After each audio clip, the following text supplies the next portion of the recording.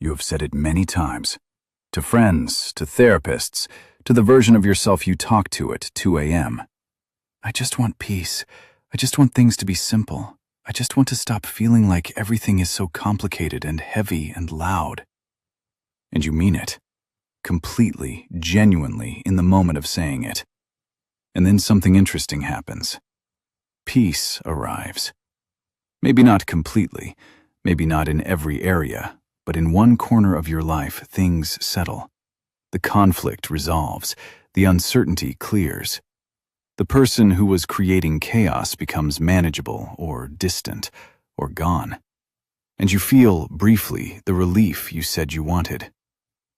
And then something else arrives. A restlessness, a subtle dissatisfaction with the quiet. A reaching for the next thing, the next problem, the next complication, the next source of intensity that will fill the space that peace just vacated. And if you are honest, really honest, more honest than is comfortable, you will recognize this. You have done this before, more than once. Welcome to Thought Paradox.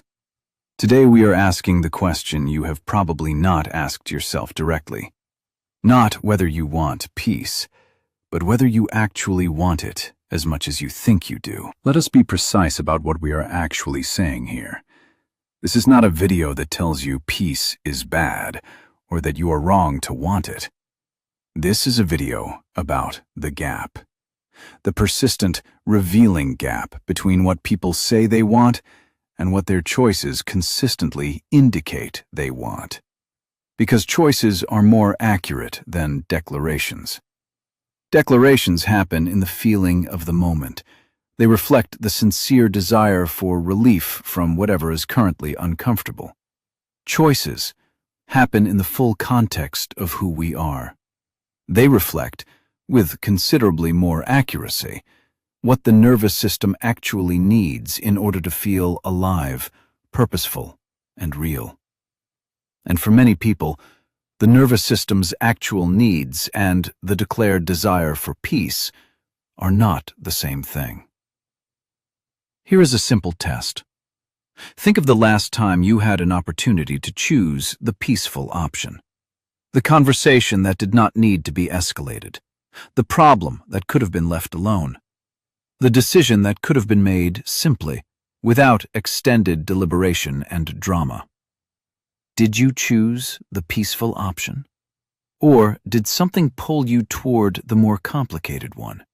Not because you are self-destructive, not because you enjoy suffering, but because some part of you, operating below the level of conscious decision, found the complicated option more activating, more alive, more like the state your nervous system has learned to associate with being present and engaged and real. Peace sounds simple, desirable, the obvious goal of anyone who has suffered enough.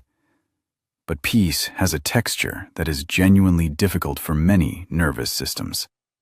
And understanding why requires understanding what peace actually demands. Peace requires presence without distraction. The activated state, the anxious, conflict-engaged, problem-solving, crisis-navigating state, provides something that peace does not. Something to do with the mind. A problem to solve, a threat to monitor, a situation to manage. The activated state fills the cognitive space completely. Peace empties it. And a mind that has been full for long enough, that has organized itself around the occupation of managing difficulty, does not know what to do with the emptiness. It does not feel like rest.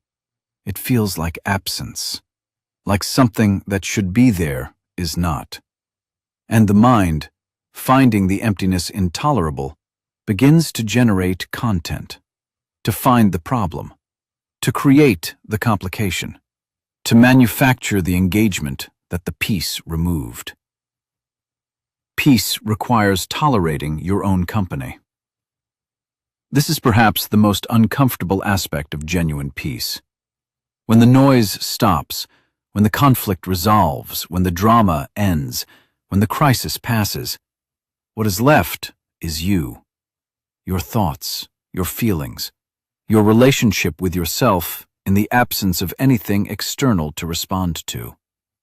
And for many people, that is the most challenging environment they encounter. Not because they dislike themselves exactly, but because the self, encountered without distraction, tends to surface things that have been successfully avoided through busyness and conflict and the management of complicated situations. The grief that has not been processed, the question that has not been answered, the feeling that has been outrun for so long that it has learned to wait patiently for exactly this moment, the moment the noise stops. Peace requires believing you deserve it. This is the deepest layer, and the one most people do not look at directly. For some people, people whose early experience taught them that their value was conditional, that they had to earn their place, that rest was a reward for sufficient productivity or sufficient suffering or sufficient proof of worth, peace feels unearned, like something they have not yet qualified for, like a room they are allowed to visit but not to live in. And so they leave it, not because it is not good, but because staying in it feels like claiming something that was not meant for them. And back into the noise they go. Because in the noise, at least, there is always something to earn. Because this does not always look like choosing drama. Sometimes it is much more subtle than that. It looks like finding the problem in the solution. The situation resolved. The outcome was good. By any measure, things worked out. And almost immediately, the mind locates the next thing, the next threat, the next uncertainty, the thing that could still go wrong. The aspect of the resolution that is not quite right or not yet settled. Not consciously manufacturing difficulty, but scanning so efficiently for it that it finds some version of it in almost any outcome. Peace is not something that arrives when problems end.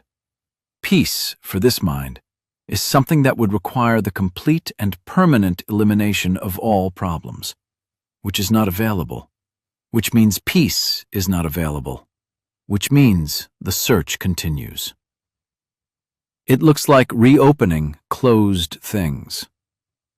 The conversation that ended, the argument that resolved, the situation that was left in a place that was acceptable, even if not perfect, and the returning to it. Not because it needs to be returned to, but because something about the closure felt incomplete, or premature, or like something important was left unsaid. And so the thing that was closed gets reopened, and the peace that the closing produced gets ended, and the noise begins again. It looks like needing something to worry about. The specific, slightly shameful experience of finding yourself in a period of genuine calm, scanning the horizon for what to worry about next. Not finding a problem, looking for one. Because the absence of a problem to engage with produces a discomfort that a problem, paradoxically, resolves. The worry is uncomfortable, but it is occupied. And occupied is a state the nervous system finds easier than free. It looks like creating intensity where there was calm. The relationship that was comfortable, the moment that was easy, the conversation that was simple, and the introduction of something, a disclosure that creates tension, a question that opens complexity, a dynamic that was not there before, that makes it less calm. Not maliciously, not consciously, but effectively. Because the calm, however much it was said to be wanted, produces an activation in the nervous system that intensity reliably resolves. Here is the paradox at the center of this video. Peace is not passive. It is not the absence of effort or the removal of challenge. Genuine peace, the kind that lasts, the kind that is a real state rather than a temporary relief, requires more from some people than any conflict they have ever navigated.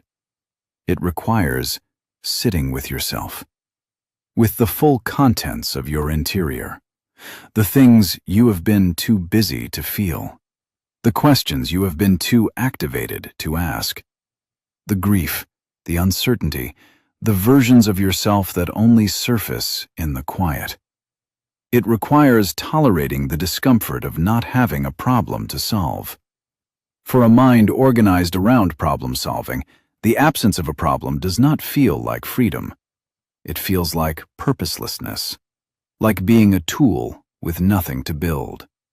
And the tool, finding no project, turns itself on the nearest available material, which is often the self, or the relationship, or the situation that was otherwise at rest. And it requires something more fundamental still. It requires believing that you are allowed to exist without justification, without the emergency that makes your presence necessary, without the crisis that proves your usefulness, without the noise that makes it impossible to question whether you are, underneath all of it, enough. Because peace, real peace, the kind that does not require a constant maintenance, asks you to sit with that question and to find in the sitting that the answer is yes, without having proven anything, without having earned anything. Just yes. You are enough. This quiet is yours. You are allowed to be in it. This is not a video that ends by telling you to simply choose peace, because peace is not chosen through deciding to want it more. It is built, practiced, developed through the slow, deliberate cultivation of a tolerance for the states it requires. The first practice, noticing the reach. When the impulse arrives to reopen the closed thing, to find the next problem, to introduce intensity into what was calm, notice it before acting on it. Not to suppress it, just to see it. This is the mind reaching for activation. This is the nervous system looking for the state it knows. That recognition, arriving even a moment before the behavior, creates a small space where choice becomes possible.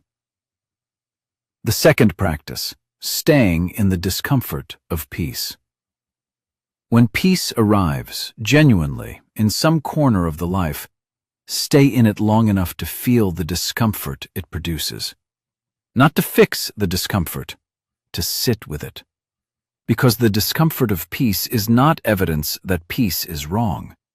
It is evidence that the nervous system is in unfamiliar territory. And unfamiliar territory requires presence, not escape. Each moment of staying in the peace without generating an emergency teaches the nervous system something it needs to know. This is survivable. This is not absence. This is available to me. The third practice, asking what the noise is covering. The next time the mind reaches for complication, for drama, for the problem that will give it something to do, ask what the noise is covering. What feeling, what question, what part of the interior that has been successfully avoided through busyness and conflict and the management of difficult things. The answer is almost always something worth knowing.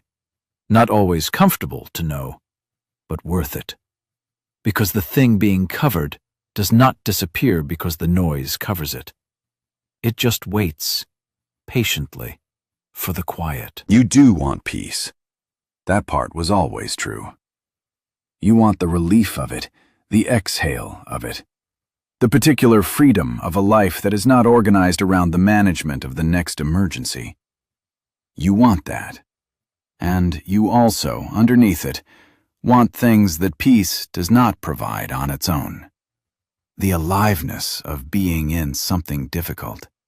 The clarity that comes from a problem to solve. the particular sense of purpose that crisis delivers without being asked. The noise, for all the suffering it produces, has always given you something. And peace, for all its appeal, asks you to find those things somewhere else. In depth rather than drama. In meaning rather than emergency.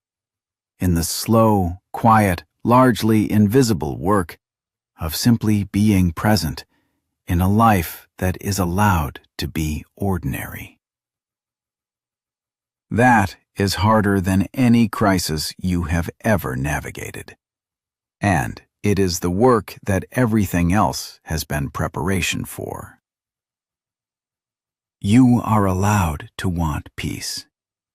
You are also allowed to be honest about what peace requires, what it costs, what it surfaces, what it asks you to sit with that the noise has been keeping at bay.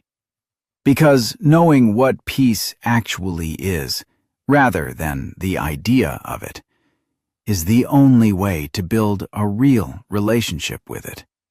Not a visit, not a relief between emergencies. A life. I am thought paradox. If this said something truer than you were expecting, share it with someone who says they want peace, but keeps finding reasons not to have it. See you in the next one.